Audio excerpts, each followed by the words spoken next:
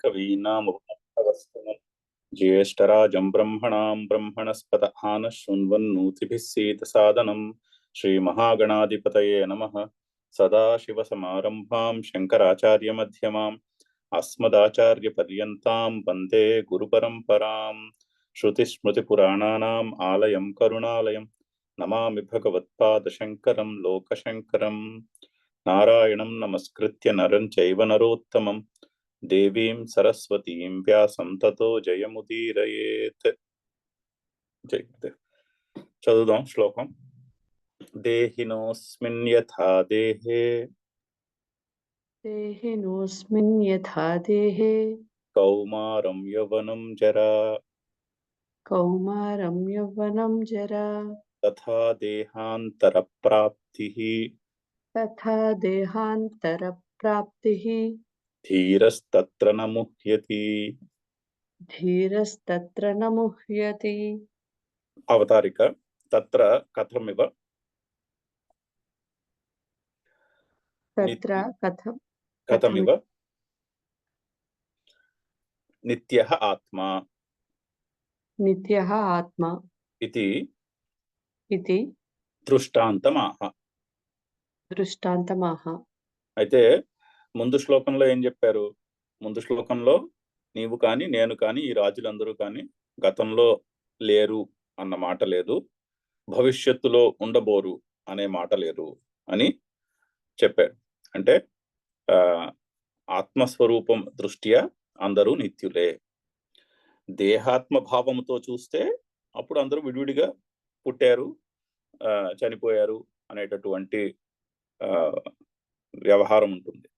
కానీ మనిషి వారు జీవి అన్న పదమునకు లక్ష్యార్థం ఆత్మస్వరూపం దృష్ట్యా చూస్తే ఇండికేటెడ్ మీనింగ్ ఏంటంటే ఆత్మస్వరూపులు అందరూ.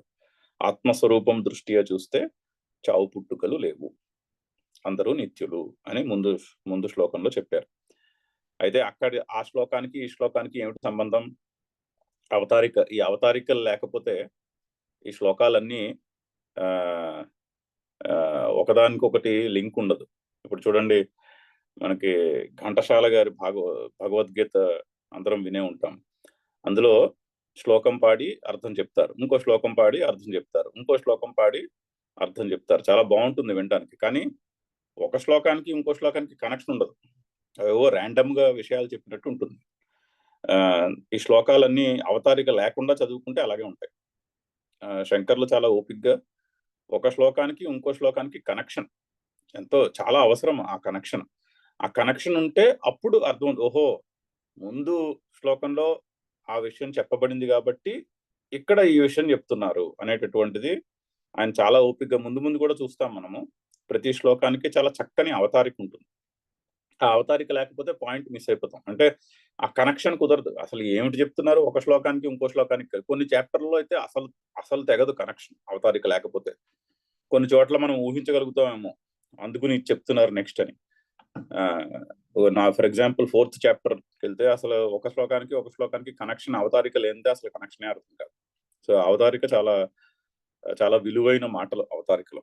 సో ఇక్కడ ఏం చెప్తున్నారు? ముందు శ్లోకంలో అందరూ నిత్యులే అని చెప్పారు ఆత్మస్వరూప దృష్ట్యా. పైగా భేదము బహువచన శబ్దాలు ఉన్నాయి. అంటే నువ్వు, నేను, వీళ్ళు అని బహువచనంలో చెప్తున్నాడు శ్రీకృష్ణుడు.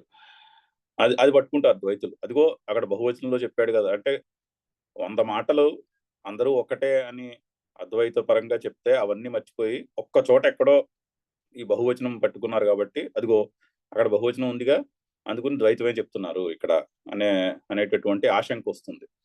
అందుకని అక్కడ మళ్ళీ క్లారిఫై చేశారు. ఆ బహువచనము దేహమును బట్టి బహువచనము కానీ ఆత్మదృష్ట్యా బహువచనము కాదు అని కూడా శంకర్లు మనకి అక్కడ క్లారిఫై చేశారు.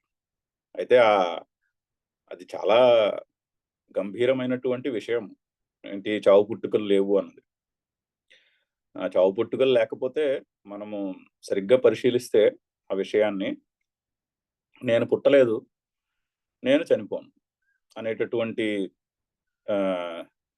విషయాన్ని మనము బుద్ధి నిశ్చయం చేసుకోవడం మొదలు పెడితే, దాన్ని పరిశీలించడం మొదలు పెడితే ఎన్నో మనము ఆరోపించి కూర్చుంటాం. నేను ఫలానా అనేటటువంటి, నేను ఫలానా కులంలో పుట్టాను, నేను ఫలానా చోట పుట్టాను, నేను ఫలానా వంశంలో పుట్టాను, నేను ఫలానా చదువు చదివాను, నేను ఫలానాది సంపాదించుకున్నాను, నాకు ఫలానా స్టేటస్ ఉంది, నాకు ఫలానా ఫ్యామిలీ ఉంది, నాకు ఫలానా భార్య పిల్లలు ఉన్నారు, నాకు ఫలానా బంధువులు ఉన్నారు, నాకు ఫలానా ఆస్తులు ఉన్నాయి. ఇవన్నీ కూడా పుట్టుక, నేను పుట్టాను అనేటటువంటి అధ్యారూపంతో మొదలవుతాయి.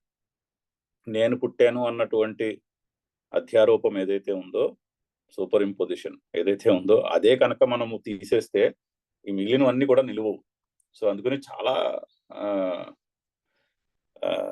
మాట వరుసకి చదువుకుని ముందుకెళ్ళిపోవడం చాలా తేలిక, కానీ దాన్ని ఒప్పుకొని బుద్ధి నిశ్చయం చేసుకోవడం కొంచెం కష్టమైన పనే మరి. అందుకనే ఇక్కడ శ్రీకృష్ణుడు కూడా దృష్టాంతం చెప్తున్నాడు. బట్ చాలా ఆలోచించవలసినటువంటి విషయం, నేను ఈ శరీరమా, నేను ఒక వ్యక్తిగతమైన, ఒక పరిచ్ఛిన్నమైన వ్యక్తినా, నా స్వరూపం అంతేనా, పరిచ్ఛిన్నమైన వ్యక్తి అయినా నా స్వరూపము అనేటటువంటిది చాలా పరిశీలించి, మనసు ఒప్పుకోదు పరిశీలనకి, కానీ పరిశీలించి డైజెస్ట్ చేసుకోవాల్సినటువంటి విషయం. అందుకని ఇక్కడ దృష్టాంతం చెప్తున్నారు. తత్ర కథం ఇవ నిత్య ఆత్మ. అయితే అక్కడ ఆత్మని ఏ విధముగా నిత్యము, కథం ఇవ అంటే ఏ విధముగా, నిత్యము ఆత్మ, ఇది దృష్టాంతం ఆహ అని ఎనాలజీ, దృష్టాంతం, ఉదాహరణ చెప్తున్నారు. సో పద విభజన చదువుదాం. దేహినః అస్మిన్ యథా దేహే కౌమారం యౌవనం జరా తథా దేహాంతర ప్రాప్తి ధీరః తత్ర న ముహ్యతి. అది పద విభజన. దానికి అన్వయం చెప్పుకున్నాం అనుకోనండి. యథా ఏ విధముగానైతే,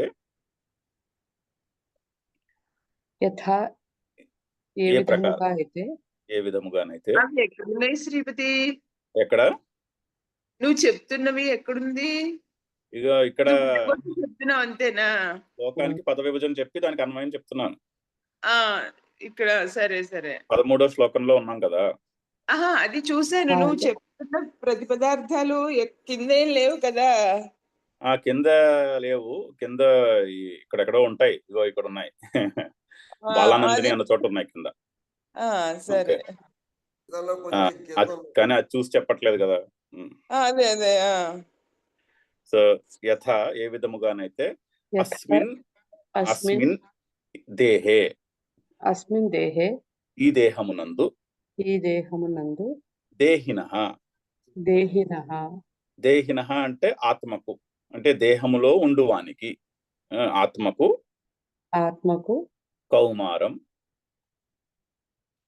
కౌమారం అంటే కుమార భావము, అంటే బాల్యము యవ్వనము జరా ముసలితనము, వృద్ధాప్యము ఉంటాయో తథా అదే విధముగా దేహాంతర ప్రాప్తి వేరొక దేహమును పొందుట.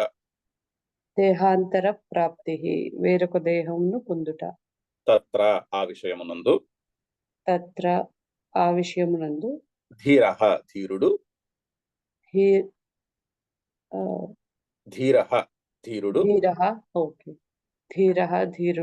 అనగా ధీమంతుడు, న ముహ్యతి మోహము చెందడు. అది అన్వయము ఆ శ్లోకానికి. అయితే చాలా సైంటిఫిక్ శ్లోకం ఇది. చెప్తున్నారంటే దేహి దేహము అని 2 పదాలు ఉన్నాయి. దేహే అంటే దేహమునందు, సప్తమి ఏకవచనం దేహ శబ్దానికి. దేహే అంటే ఈ దేహమునందు. దేహి అంటే దేహము ఉన్నవాడు దేహి. ఇప్పుడు గృహము ఉన్నవాడు గృహి, ధనము ఉన్నవాడు ధని. ఆ విధముగా దేహము ఉన్నవాడు దేహి. ఆ దేహికి షష్ఠి ఏకవచనము దేహిన. అంటే దేహి అంటే దేహమునందు ఉండవాడు, ఆరు దేహము కలవాడు.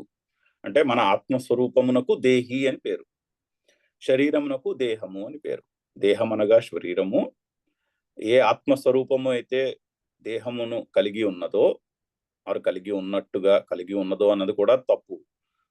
వేదాంతం ప్రకారం కలిగి ఉన్నట్టు కనిపిస్తున్నదో అది ఆత్మ, ఆత్మస్వరూపం. ఆత్మస్వరూపమునకు పేరు దేహి. దేహినః అంటే ఆత్మస్వరూపమునకు, షష్ఠి ఏకవచనమైనది. ఆత్మస్వరూపమునకు ఏ విధముగా అయితే ఈ దేహమునందు, ఇప్పుడు ఉన్న దేహమునందు కౌమారము, యవ్వనము, జర, బాల్యము, యవ్వనము, ముసలితనము, వృద్ధాప్యము అనే అవస్థలు కనిపిస్తున్నాయో, అంటే అవస్థలే కాదు, యాక్చువల్లీ బాల్యము నుండి యవ్వనముకు వెళ్ళినప్పుడు బాల్యంలో ఉన్న శరీరము పోయి యవ్వనంలో ఉన్న కొత్త శరీరం వచ్చినది. సైన్స్ కూడా ఏం చెప్తోంది, 7 సంవత్సరాలలో ఉన్న శరీరం అంతా పూర్తిగా మారిపోతుంది. 7 సంవత్సరాల తర్వాత మీకు 7 సంవత్సరాల క్రితం ఉన్న శరీరంలో ఒక్క అంశము కూడా మిగిలి ఉండదు. మొత్తం అన్ని బోన్స్ కూడా 7 years లో రీప్లేస్ అయిపోతాయి. సో ఈ రోజు కొన్ని ఒక బిలియన్ కణాలు ఉన్నాయనుకోండి మన శరీరంలో. ఒక నెల తర్వాత ఆ బిలియన్ కణాలలో 100 కణాలు కొత్త వచ్చాయి. ఆ బిలియన్ లోంచి 100కు తక్కువ కణాలు పాత ఉన్నాయి. ఒక ఏడాది తర్వాత అందులో సగం పోతాయి, సగం బిలియనే పాత ఉన్నాయి, సగం బిలియన్ కొత్త వచ్చాయి. అలాగా మార్పు చెంది 7 సంవత్సరాలు అయ్యేసరికి పూర్తిగా పాత శరీరం పోయి కొత్త శరీరం వచ్చినది. ఇక్కడ పాయింట్ అది చాలా సైంటిఫిక్ పాయింట్. చూడండి ఎంత సైంటిఫిక్ గా ఎక్స్ప్లెయిన్ చెప్పారో శ్లోకం. అంటే ఈ దేహమునందు ఈ ఆత్మకు మనకు కనిపిస్తూనే ఉంది. బాల్యంలో ఒక శరీరం ఉంది, బాల్యం నుంచి యవ్వనానికి వచ్చినప్పుడు బాల్యంలో ఉన్న శరీరం పోయింది. అది బాల్యంలో ఉన్న శరీరం కొత్త అతికించలేదు. అంటే మనం ఇప్పుడు చూడండి, గోడకి మనము ఒక్కొక్కసారి పాత ఇళ్లలో మట్టి గోడలు కట్టేవారు. ఇటక గోడ కట్టి దానిపైన మట్టి గోడ కట్టేవారు. దానికి కొంత పెచ్చులు వచ్చిన తర్వాత మళ్ళీ ఇంకొక లేయర్ మట్టి పూసేవారు బంకని. అది మళ్ళీ పెచ్చులు కట్టిన తర్వాత మళ్ళీ కొత్తది పూసేవారు గ్రామాల్లో, ఇళ్లలో. అలా కాదు, బాల్యములో ఉన్న శరీరానికి యవ్వనంలో ఉన్న శరీరానికి అటువంటి ప్రాసెస్ జరగట్లేదు. అంటే లోపల ఉన్న శరీరం ఉండిపోయి దానిపైన కొత్త యాడ్ అవ్వట్లేదు. చిన్నప్పుడు ఉన్న శరీరం పూర్తిగా రాలిపోయింది, 7 ఏళ్ళు అయ్యేసరికి శరీరం పూర్తిగా పోయి కొత్త శరీరం వస్తుంది. అక్కడ పాయింట్ అది చాలా సైంటిఫిక్ పాయింట్. ఈ ఒకే శరీరంలో కనిపిస్తోంది కానీ బాల్యంలో ఉన్న శరీరము యవ్వనంలో లేదు, యవ్వనంలో ఉన్న శరీరము వృద్ధాప్యంలో లేదు. వృద్ధాప్యం వచ్చేసరికి ఇంకో కొత్త శరీరం వచ్చింది. అదే విధం ఈ కనిపిస్తూ ఉండంగానే ఒక 4-5 మార్లు ఈ శరీరం మారిపోతుంది. అంటే 7 ఏళ్లకు ఒకసారి మారిపోతుంది. అంటే మనం 80 ఏళ్ళు బతికుంటే 12 సార్లు మారిపోయి ఉంటుంది శరీరం. 12 సార్లు పాత శరీరం పోయి కొత్త శరీరం వచ్చింది. ఆ విషయంలో మనకేమీ దుఃఖం రాదు. కానీ మరణాన్ని దగ్గరికి వచ్చేసరికి మాత్రం అక్కడ శరీరం మారినప్పుడు అదో పెద్ద దుఃఖం చేసుకుని కూర్చుంటాం. అదే చెప్తున్నారు ఇక్కడ. ఏ విధముగా అయితే ఈ దేహము జీవించి ఉన్న కాలంలోనే పాత దేహం పోయి కొత్త దేహము ఏ విధంగా వస్తుందో అదే విధంగా మరణించినప్పుడు కూడా అంతే జరుగుతోంది. పాత దేహం పోయి కొత్త దేహం పుడుతోంది, కొత్త దేహము తీసుకుంటోంది ఆత్మ. సో ఆత్మ ఎక్కడికి వెళ్ళదు. ఆత్మ ఒక దేహం నుంచి ఇంకో దేహానికి వెళ్ళడం అనేది అది ఓన్లీ లిటరల్ గా చెప్పిందే కానీ దాంట్లో భావం అది కాదు. భావం ఏంటంటే ఆత్మ కూటస్థము, ఆత్మ ఎక్కడికి వెళ్ళదు. ఆత్మ అలా ఉంటుంది, నిలిచి ఉంటుంది. దేహము పట్టుకుంటుంది, దేహము శిథిలమైనప్పుడు రాలిపోతుంది, కొత్త దేహం మళ్ళీ కొత్త దేహాన్ని పొందుతుంది, కర్మఫలాన్ని అనుసరించి కొత్త దేహాన్ని పొందుతుంది. సో ఆ విధముగా ఒక స్టేజ్ నుంచి ఇంకో స్టేజ్కి వెళ్ళినప్పుడు బాల్యము నుండి యవ్వనమునకు, యవ్వనము నుంచి వృద్ధాప్యమునకు, ఇంకా మధ్యలో కూడా స్టేజెస్ చెప్పుకోవచ్చు, చెప్పలేదు అంతే. ఆ అవస్థలకి మారినప్పుడు పాత శరీరం పోయి కొత్త శరీరం ఏ విధముగా ఆత్మకు ఏర్పడుతోందో అదే విధముగా మరణం సమయంలో తథా దేహాంతర ప్రాప్తి, వేరొక శరీరము పొందుట అనేది జరుగుతోంది. సో ఆ దేహాంతర ప్రాప్తి అని యథాతథా ఉన్నాయనుకోండి, ఏ విధముగానైతే అదే విధముగా అన్నప్పుడు ఫిల్ ఇన్ ద బ్లాంక్స్ చేసినప్పుడు ఏ విధముగానైతే డాష్ అదే విధముగా డాష్ అని రాసినప్పుడు రెండిటి పక్కన కూడా ఒకటే వర్డ్ పెట్టుకోవాలి కదా. ఏ విధముగానైతే సూర్యుడు భూమి చుట్టూ తిరుగుతున్నాడో ఆ విధముగా నేను ఫలానా చుట్టూ తిరుగుతున్నాను అని రాయాలనుకోండి సెంటెన్స్. ఆ తిరుగుట సేమ్ కదా. ఏ విధముగా అయితే సూర్యుడు తిరుగుతున్నాడో ఆ విధముగా ఇతను తిరుగుతున్నాడు అనే సెంటెన్స్ రాయాలనుకోండి, ఆ యథ తథ రెండిటికి వర్బ్ ఒకటే ఉండాలి. ఏ విధముగా అక్కడ చేస్తున్నారో అదే విధముగా ఇక్కడ జరుగుతున్నది. సో ఇక్కడ ఆ దేహాంతర ప్రాప్తి అన్నది రెండిటికి పెట్టుకోవాలి. ఏ విధముగా అయితే బాల్యము, కౌమారం, యవ్వనం, జరాలలో దేహాంతర ప్రాప్తి జరుగుతున్నదో, ఏ విధముగా బాల్యము నుండి యవ్వనమునకు, యవ్వనము నుండి వృద్ధాప్యమునకు మారినప్పుడు అవస్థ వేరే దేహమును పొందుట అనేది జరుగుతున్నదో, అదే విధముగా మరణించినప్పుడు కూడా వేరే దేహమును పొందుట అన్నది జరుగుతున్నది. అలా రాసుకోవాలి. అప్పుడు ఆ యథ తథాకి కరెక్ట్ మీనింగ్ ఏర్పడుతుంది.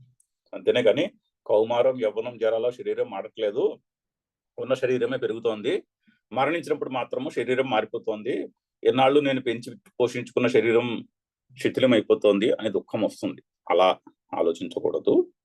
కరెక్ట్ గా ఆలోచించే పద్ధతి ఏంటంటే, బాల్యము నుండి యవ్వనమునకు, యవ్వనము నుండి వృద్ధాప్యమునకు వెళ్ళినప్పుడు ఏ విధముగా అయితే పాత శరీరము రాలిపోయి కొత్త శరీరమును పొందుట అన్నది జరుగుతున్నదో, అదే విధముగా కూడా ఎగ్జాక్ట్లీ సేమ్ అదే విధముగా మరణ విషయం, మరణించినప్పుడు పాత శరీరం శిథిలమైపోయిన శరీరము రాలిపోయి కొత్త శరీరమును పొందుట అన్నది జరుగుతున్నది. అందుకని తత్ర ఆ విషయంలో ధీరుడు, ధీమంతుడు, బుద్ధిమంతుడు నా మోహ్యతి మోహమును చెందడు. అది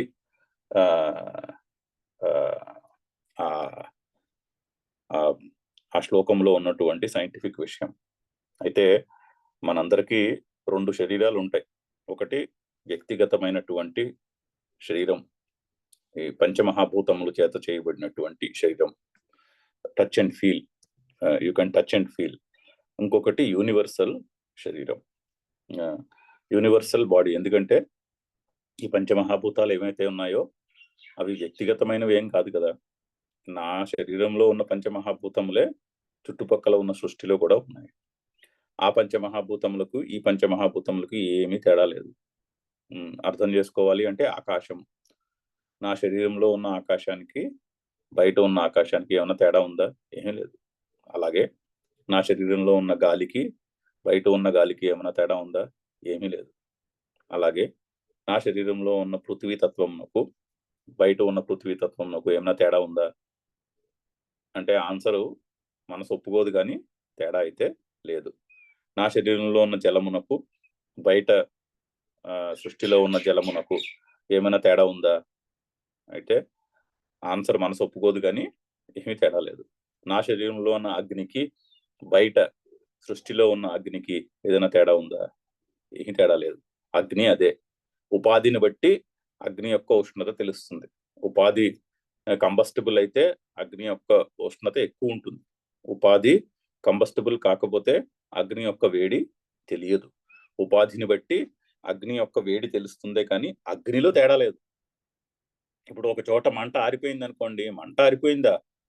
మంట ఆరలేదు, మంట అలాగే ఉంది సృష్టిలో. మంట కాలడానికి ఏదైతే మనము ఇంధనము వేసామో అది ఉపాధి. ఆ ఉపాధి అగ్ని చేత పూర్తిగా నాశనము తినేసింది అగ్ని, కాబట్టి పోయింది. ఒక చెక్కను కాల్చామనుకోండి, చెక్క కాలిపోయినప్పుడు మంట ఆరిపోతే మంట ఆరట్లేదు, మంట అలాగే ఉంది సృష్టిలో. చెక్క అయిపోయింది, దానికి ఉపాధి పోయింది, అందుకని మంట కనిపించట్లేదు.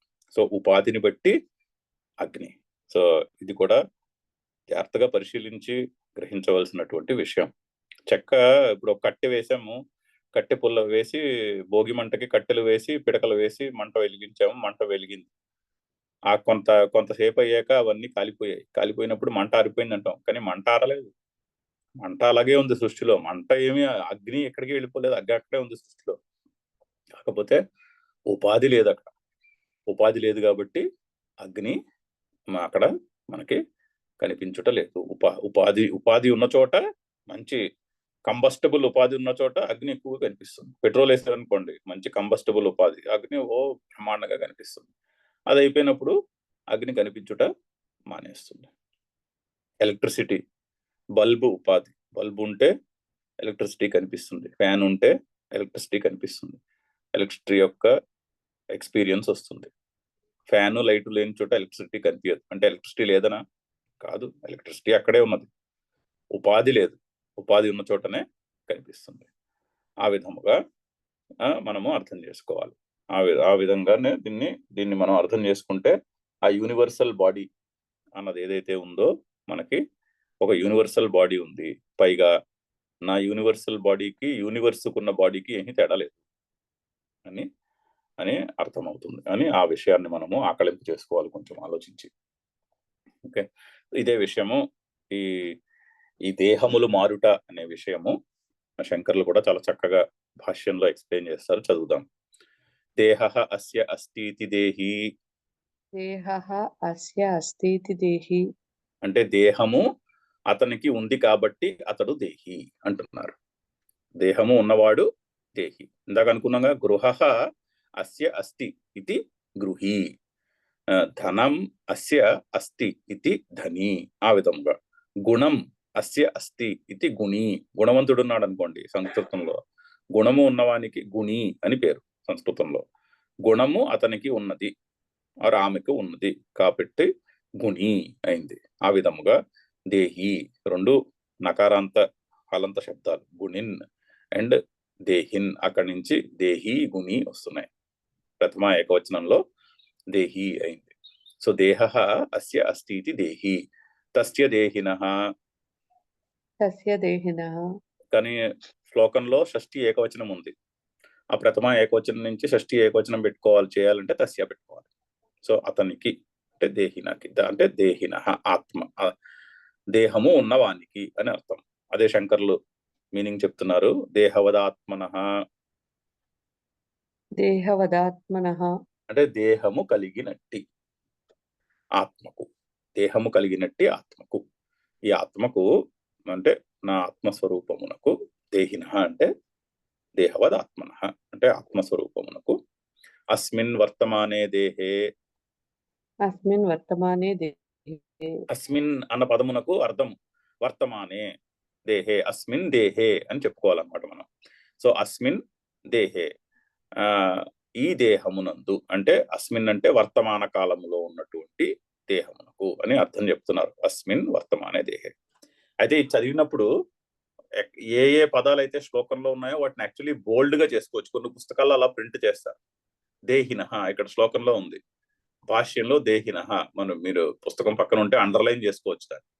అంటే ఈ దేహినఃకి కొంత ముందు కొంత తర్వాత కూడా దానికి ఎక్స్ప్లెనేషన్ ఉంది. దేహినః అన్న పదమునకు ఎక్స్ప్లెనేషన్. ఆ దేహినః సమస్త పదం కాబట్టి దానికి విగ్రహవాక్యం ముందుంది. దేహః అస్య అస్తి ఇది దేహి, తస్య దేహినః అన్నది దాని విగ్రహవాక్యం. దేహవద్ ఆత్మనః అన్నది దాని అర్థము. సో కొంత గ్రామరు, కొంత మీనింగ్ కూడా చెప్పారు అక్కడ. సో దేహినః బోల్డ్ లో పెట్టుకోవాలన్నమాట. అంటే దేహినః అంటే దేహవద్ ఆత్మనః అంటే దేహము కలిగినట్టి ఆత్మకు అని అర్థం.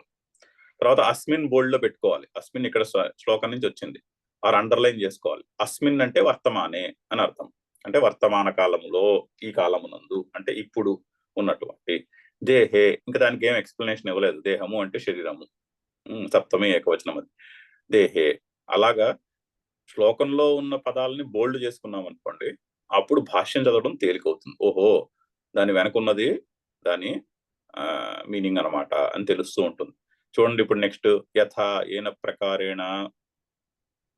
ఏ రకంగా అయితే యథా ఏన ప్రకారేణ అంటే యథా అన్న పదమునకు అర్థం చెప్పారు. యథా అంటే ఏన ప్రకారేణ అని అర్థము, అంటే ఏ ప్రకారముగానైతే అని అని చెప్పుట.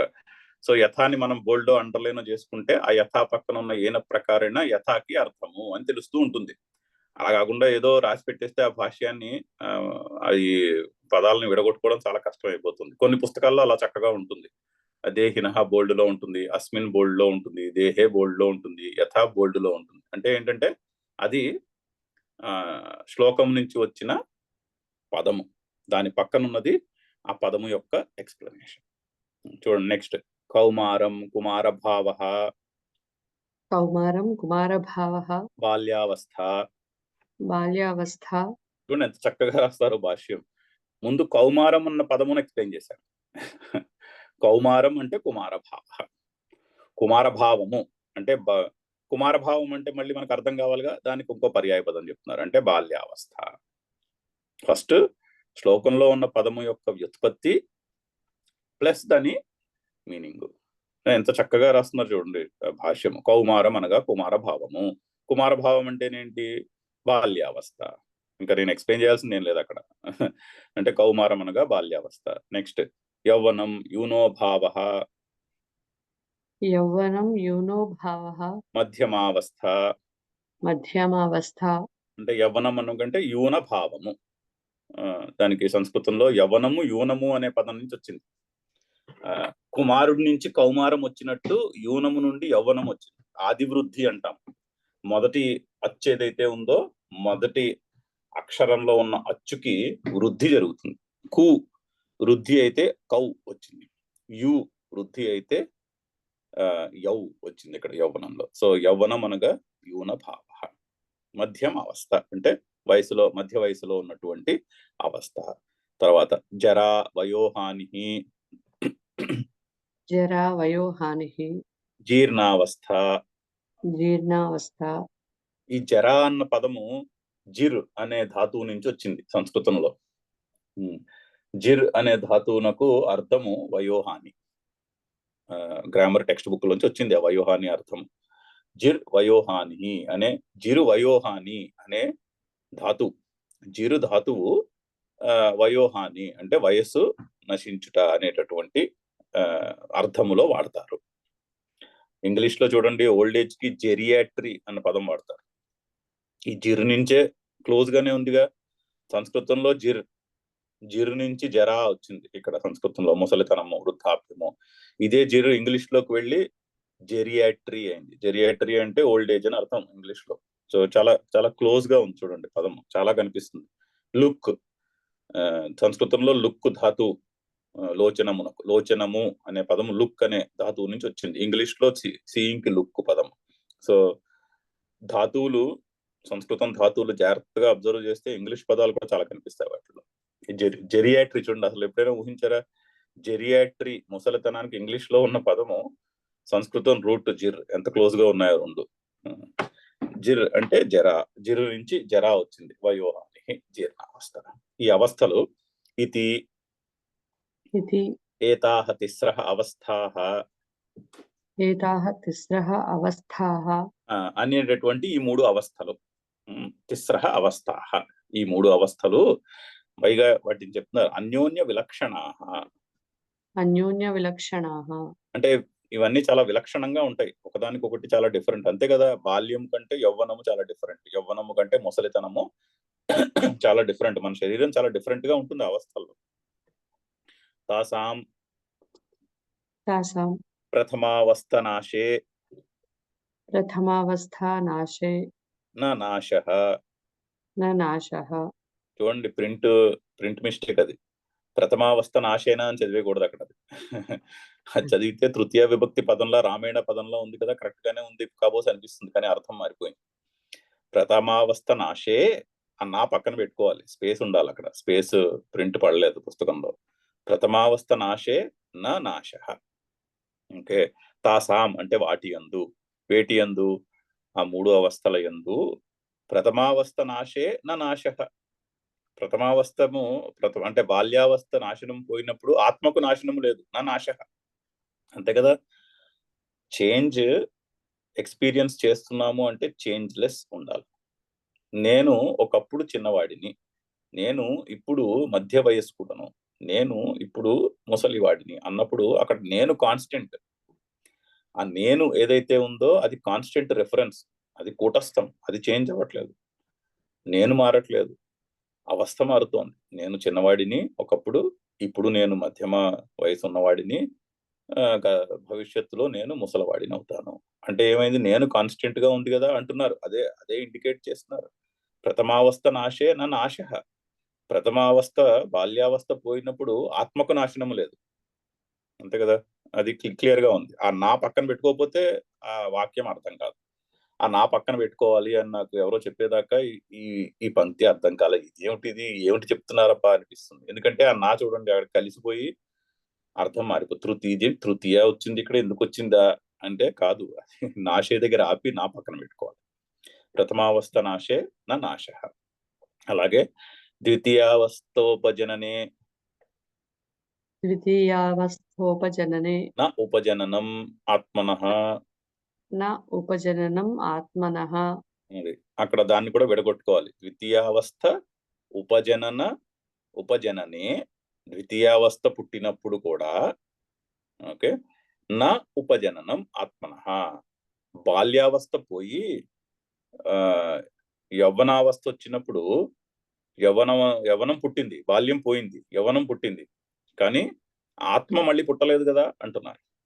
ద్వితీయావస్థ ఉపజననే, రెండో అవస్థ పుట్టినప్పుడు ఆత్మనః నా ఉపజననం, ఆత్మకు ఉపజననము లేదు.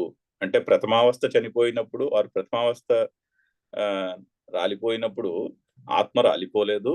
ద్వితీయావస్థ యవ్వనావస్థ పుట్టినప్పుడు ఆత్మ మళ్ళీ పుట్టలేదు. కిం తర్హి, ప్రశ్న ఎందుకలా? కిం తర్హి అవిక్రియస్యైవ ద్వితీయ తృతీయావస్థ ప్రాప్తి ఆత్మనః దృష్టా. ద్వితీయ తృతీయావస్థా ప్రాప్తి ఆత్మనః దృష్టా. సో అవిక్రియమైన ఆత్మకు, అవిక్రియస్య ఆత్మనః, ఆత్మనః షష్ఠి ఏకవచనం, అవిక్రియస్య షష్ఠి ఏకవచనం, రెండు కలిపి పెట్టుకోవాలి. విక్రియము లేనటువంటి ఆత్మకు అని చదువుకోవాలి దాన్ని. అవిక్రియస్య ఆత్మనః, విక్రియము లేనటువంటి ఆత్మకు మళ్ళీ ఏవ నిర్ధారణ. విక్రియము అంటే వికారము లేనటువంటి ఆత్మకే కదా అంటున్నారు. అది తెలుగులో ట్రాన్స్లేట్ చేసుకుంటే అవిక్రియస్య ఆత్మనః ఏవ, వికారము లేనటువంటి ఆత్మకే కదా ద్వితీయ తృతీయావస్థ ప్రాప్తి దృష్ట. ద్వితీయ తృతీయ అవస్థల యొక్క ప్రాప్తి కనిపిస్తున్నది కదా అంటున్నారు. ఎదురుకుండా కనిపిస్తూనే ఉందిగా.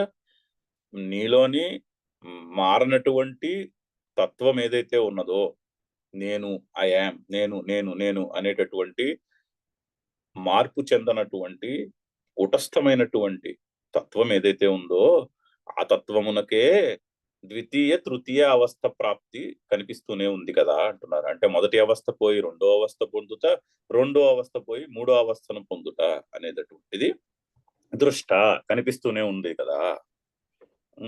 యథా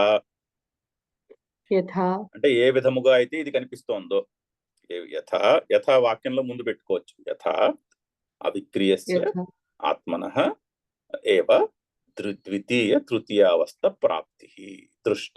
అది కరెక్ట్ గా అన్వయం సెంటెన్స్ కి. ఏ విధముగా అయితే వికారము లేనటువంటి ఆత్మకు రెండవ మూడవ అవస్థలో పొందుట అనేది కనిపిస్తూ ఉన్నదో. అంటే దేహాంతర ప్రాప్తి కదా. బాల్యావస్థ నుంచి యవ్వనావస్థకు వచ్చినప్పుడు బాల్యావస్థలో ఉన్న శరీరము రాలిపోయింది, యవ్వనావస్థలో ఉన్నటువంటి కొత్త శరీరం పుట్టినది.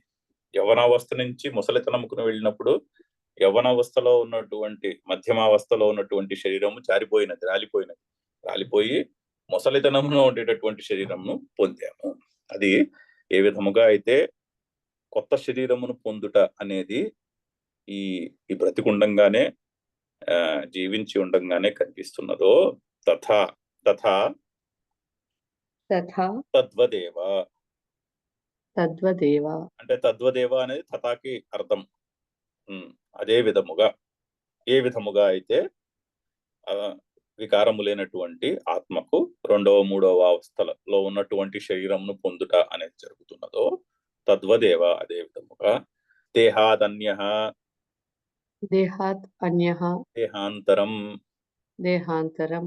దేహాంతర ప్రాప్తి అంటున్నాం కదా. అది ఎక్స్ప్లెయిన్ చేస్తున్నారు. దానికి విగ్రహవాక్యం చెప్తున్నారు. ఫస్ట్ దేహాంతరం రావాలి. దేహాంతరము అంటే దేహము కంటే అన్యము అని అర్థం. దేహాత్ అన్యః, దేహము కంటే అన్యము కాబట్టి దేహాంతరము. గృహాత్ అన్యః, గృహాంతరము. అలాగే వేరే వాటికి కూడా చెప్పుకోవచ్చు. గృహాత్ అన్యః, గృహాంతరం. ఆ విధంగా అంతరహ అంటే వేరేదని అర్థం. సో దేహాత్ అన్యః దేహాంతరం, తస్య ప్రాప్తి దేహాంతర ప్రాప్తి. తస్య ప్రాప్తిః దేహాంతర ప్రాప్తిః. సో దేహాంతరం ఎక్స్ప్లెయిన్ చేసి దేహాంతర ప్రాప్తికి ఎక్స్ప్లెయిన్ చేయాలి. దేహాంతర ప్రాప్తి అనేది సమస్త పదము. సో దాన్ని విడగొట్టి ఎక్స్ప్లెయిన్ చేయాలి. ఫస్ట్ దేహాంతరం తెలియాలి. దేహాంతరం అంటే దేహము కంటే అన్యము దేహాంతరము, దాని యొక్క ప్రాప్తి దేహాంతర ప్రాప్తి. తస్య ప్రాప్తి దేహాంతర ప్రాప్తి. సో అవిక్రియస్యైవ ఆత్మనః ఇత్యర్థః. అవిక్రియస్యైవ ఆత్మనః ఇత్యర్థః. సో ఆ వికారము లేనటువంటి ఆత్మకు, ఏ ఆత్మకైతే ద్వితీయ తృతీయ అవస్థ ప్రాప్తి, ద్వితీయ తృతీయ అవస్థల్లో కొత్త శరీరమును పొందుట అనేది కనిపించినదో, అదే విధముగా దేహాంతరము యొక్క ప్రాప్తి కూడా అదే విధముగా, అదే వికారము లేనటువంటి ఆత్మకు వేరొక శరీరము కలిగినది అనేటటువంటి విషయమును మనము గ్రహించాలి. అది యథాతథ. చూడండి ఎంత సైంటిఫిక్ ఎక్స్ప్లెనేషన్. సైంటిఫిక్ పాయింట్ ఏంటంటే బ్రతికుండంగా ఉన్నటువంటి శరీరంలో మార్పులు కూడా పాత శరీరం పోయి కొత్త శరీరమును పొందుట అని అర్థం చేసుకోవాలి. అప్పుడు మరణించినప్పుడు కూడా, ఈ శరీరం మరణించినప్పుడు కూడా పాత శరీరం పోయి కొత్త శరీరమై పుడుతున్నది అంతేనే గాని ఎక్కడ ప్రాసెస్ లో అయితే కొత్తదేం కాదు మరణము. బాల్యము నుంచి చాలా సైంటిఫిక్ గా అర్థం చేసుకోవాల్సినటువంటి విషయం. బాల్యము నుండి యవ్వనానికి వచ్చినప్పుడు బాల్యంలో ఉన్న శరీరము ఎదిగి యవ్వనంలో ఉన్న శరీరం రావట్లేదు. బాల్యంలో ఉన్న శరీరము రాలిపోయి యవ్వనంలో ఉన్న కొత్త శరీరం పుడుతున్నది. ఎందుకంటే over a period of 7 years శరీరంలో ఉన్న మొత్తము అన్ని ఎముకలతో సహా, అన్ని బోన్స్ తో సహా కొత్త శరీరం పుడుతుంది అని సైన్స్ చెప్తున్నది. 7 years లో everything is replaced in the body. అందుకని యవ్వనంలో ఉన్న శరీరము బాల్యంలో ఉన్న శరీరం అయితే కాదు, వృద్ధాప్యంలో ఉన్న శరీరము యవ్వనంలో ఉన్న శరీరం అయితే కాదు. అప్పుడున్న శరీరం రాలిపోయింది, కొత్త శరీరం పుట్టింది. కాకపోతే కనిపించదు మనకు అట్లా, కానీ జరుగుతున్నది సైంటిఫిక్ గా. అది అక్కడ అర్థం చేసుకోవాల్సినట్టు విషయం. అప్పుడు దృష్టాంతం సరిపోయింది. కరెక్ట్ గా అదే విధముగా మరణము అనేటటువంటిది సంభవించినప్పుడు శరీరము రాలిపోయి కొత్త శరీరమును పొందుట అనేది జరుగుతుంది. ఎగ్జాక్ట్లీ బాల్యము నుంచి యవ్వనమునకు నుంచి ముసలితనముకు వెళ్ళినప్పుడు పాత శరీరం పోయి కొత్త శరీరం వస్తుందో, అదే విధముగా మరణం అప్పుడు కూడా పాత శరీరం పోయి కొత్త శరీరం వస్తుంది. పర్ఫెక్ట్ గా యథా తథ అనేది శ్లోకము కరెక్ట్ గా ఫిట్ అవుతుంది. అందుకని శంకర్లు చక్కగా అలా ఎక్స్ప్లెయిన్ చేసి పెట్టారు. నెక్స్ట్ వాక్యం చదువుతాము. ధీరః, ధీమాన్. ధీరః అంటే ధీమాన్ అని అర్థం. ధీమంతుడు, ధీరుడు. సంస్కృతంలో జ్ఞానికి ధీరః అని పేరు. అంటే బుద్ధిమంతుడు. బుద్ధిమంతుడికి భయం ఉండదు, అలా వచ్చింది, అక్కడి నుంచి వచ్చింది. బుద్ధిమంతుడు, నిజంగా సరైన బుద్ధి నిశ్చయం ఉన్నవాడికి ఏ విషయంలోని భయము ఆందోళన ఉండదు. అందుకని అతడు ధీరుడు. సో జ్ఞానియే ధీరుడు ఇక్కడ. సో ధీరః అంటే ధీమాన్. తత్ర ఏవం సతి. తత్ర అంటే ఏవం సతి అని అర్థం. తత్ర అన్న పదమునకు ఏవం సతి అంటే ఈ విషయం ఇలా ఉండంగా. ఏ విషయము? బాల్యము, యవ్వనము, ముసలితనము అనే అవస్థల్లో పాత శరీరం పోయి కొత్త శరీరం ఏ విధంగా అయితే పుడుతోందో, అదే విధంగా మరణం అప్పుడు కూడా పాత శరీరం పోయి కొత్త శరీరం పుడుతున్నది అనే వ్యవస్థ ఆ విధంగా ఉండగా ధీరుడు, బుద్ధిమంతుడు న ముహ్యతి, న మోహం ఆపద్యతే. మోహమును నా ఆపద్యతే, మోహమును చెందడు, మోహమును పొందడు అని శ్లోకం యొక్క అర్థం. చాలా చక్కని, చాలా మంచి శ్లోకం. చాలా తేలిగ్గా గుర్తుండే శ్లోకము. పదము అర్థం చేసుకుని గుర్తు పెట్టుకోవడానికి చాలా తేలికైనటువంటి శ్లోకం కూడా. చాలా చక్కటి భావం. సో ఇక్కడ దీనికి 11, 12, 13 ఈ 3 అంటే శ్లోకాలకి శోక అనుచిత్య ఉపనిషత్ అని పేరు. శోకానుచిత్య ఉపనిషత్ అంటారు ఈ మూడిటిని కూడా. అంటే శోకము అనుచితము, శోకము తగదు ఏ విషయంలోనూ కూడా. ఎందుకు అంటే ఈ మొదటి 3 శ్లోకాల్లోనూ చెప్పారు. అయితే మరణము గురించి ఎందుకు చెప్తున్నారు? ఫస్ట్ ఆత్మ గురించి చెప్తున్నారు. చూడండి, శోకమునకు ఏంటంటే శోకముకి సొల్యూషను శోకము ఏ లెవెల్లో కలుగుతుందో ఆ లెవెల్లో ఆలోచిస్తే సొల్యూషన్ దొరకదు. శోకము రాగద్వేషములు ఉండే లెవెల్లో శోకం ఉంటుంది. ఆ లెవెల్లో సొల్యూషన్ దొరకదు. నేను ఫలానా అనేటటువంటి థాట్ నుంచి పుట్టింది శోకం. సో నేను ఫలానా అన్న థాట్ తో ఏది చేసినా శోకం పోదు. ఏదైనా చేసినా తాత్కాలికమే. అది చెయ్యి ఇది చెయ్యి అంటారు. ఏది చేసినా కూడా శోకం నుండి నివృత్తి పూర్తిగా కలగదు. తాత్కాలికం. ఒకవేళ కలిగినా కూడా తాత్కాలికమే, మళ్ళీ వచ్చేస్తుంది శోకం. సో శోకము ఏ పర్స్పెక్టివ్ లో అయితే శోకం పుడుతోందో అదే పర్స్పెక్టివ్ లో సొల్యూషన్ దొరకదు. సొల్యూషన్ దొరకాలంటే ఆ పర్స్పెక్టివ్ దాటికి అధిగమించి పైకి వెళ్ళాలి. అంతకంటే కొంచెము సూక్ష్మమైన పరిశీలన చేయాలి, అప్పుడు పోతుంది శోకం. అందుకుని ఆత్మజ్ఞానము చెప్పవలసి వస్తున్నది. అది మనం గ్రహించవలసినటువంటి విషయం. శోకము ఉన్న పర్స్పెక్టివ్ లో సొల్యూషన్ దొరకదు.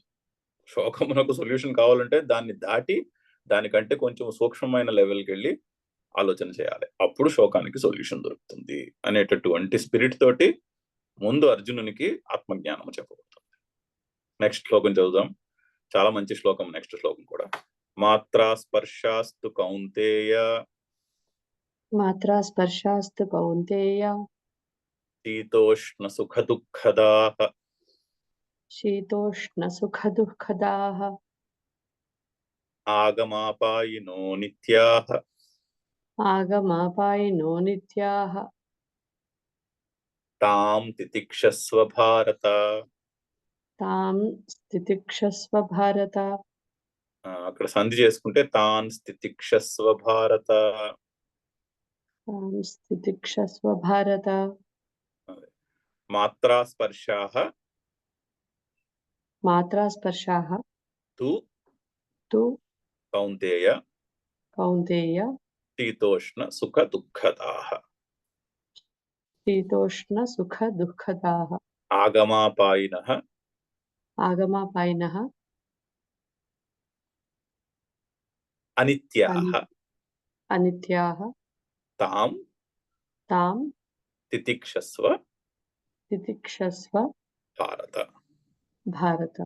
అది పద విభజన. దానికి చక్కని అవతారిక ఉంది. యద్యపి వినాశ నిమిత్తః ఆత్మవినాశ నిమిత్తః మోహః న సంభవతి మోహః న సంభవతి నిత్యః ఆత్మా ఇతి విజానతః. నిత్యః ఆత్మా ఇతి విజానతః. సో ఆత్మా నిత్యః ఇతి విజానతః. ఆత్మ నిత్యము అని తెలుసుకుని ఆత్మ వినాశ నిమిత్తః మోహః న సంభవతి. ఓకేనయ్యా, ఆత్మ నిత్యము అని తెలుసుకున్నాను, అందుకుని ఆత్మ వినాశము విషయంలో నాకు మోహం కలగట్లేదు. అయినప్పటికీ కూడా సరే ఒప్పేసుకుంటున్నామయ్యా, ఆత్మ నిత్యము, ఆత్మస్వరూపం దృష్ట్యా అందరూ నిత్యులు. సో ఆత్మ వినాశ నిమిత్తంలో మాకు కన్ఫ్యూజన్ లేదు. నో శోకం, మోహ నా సంభవతి. యద్యపి అయినప్పటికీ కూడా తథాపి శీతోష్ణ సుఖ దుఃఖ ప్రాప్తి నిమిత్తః శీతోష్ణ సుఖ దుఃఖ ప్రాప్తి నిమిత్తః మోహః లౌకికః దృశ్యతే. ఒకవేళ ఆత్మ విషయంలో దుఃఖము కలగకపోయినప్పటికీ కూడా, ఎందుకంటే ఆత్మ నిత్యమని అర్థమయ్యి, లౌకికులకు అంటే మనలాంటి వాళ్ళకి శీతోష్ణ సుఖ దుఃఖ ప్రాప్తి నిమిత్తః శీతము, ఉష్ణము, సుఖము, దుఃఖము మొదలగునవి అనుభవించి మోహః దృశ్యతే, శోకము, ఆ విషయంలో మోహము చెందుతున్నారు కదా లోకలు, అంటే శోకమును పొందుతున్నారు కదా, దృశ్యతే, అది కనిపిస్తూనే ఉందిగా. మరి దాని విషయం ఏంటి? ఎందుకు వాళ్ళు మోహము చెందుతున్నారు? సుఖ వియోగ నిమిత్తః దుఃఖ సంయోగ నిమిత్తశ్చ శోకః ఇత్యేతత్. అంటే సుఖము నుంచి దూరమైనప్పుడు శోకం పుడుతుంది, దుఃఖము తో సంయోగము జరిగినప్పుడు శోకం పుడుతుంది. సో లౌకికులకు శీతోష్ణ సుఖ దుఃఖముల వంటి సుఖము దుఃఖము ప్రాప్తించినప్పుడు, సుఖము నుంచి విడిపోయినప్పుడు శోకిస్తున్నారు, అలాగే దుఃఖము కలిగినప్పుడు కూడా శోకిస్తున్నారు కదా లౌకికులు అని అర్జునస్య వచనం ఆశంక్య.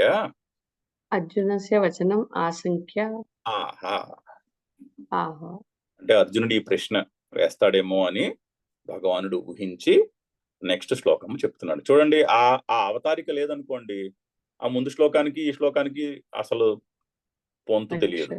ఎందుకు వచ్చింది అసలు? అక్కడేమో ఆత్మ నిత్యం అని చెప్పారు, తర్వాత దేహములో మార్పుల వలె దేహాంతర ప్రాప్తి అంటున్నారు. ఇప్పుడు సడన్ గా మాత్రా స్పర్శాస్తు కౌంతోయ అని తితిక్షకు వచ్చేసింది. అవునా? మరణము విషయంలో శోకించకూడదు అని చెప్పి సడన్ గా తితిక్షలోకి వచ్చేసాము అక్కడి నుంచి ఒక్క శ్లోకంలో. ఎందుకు వచ్చాము అంటే ఇది కారణము.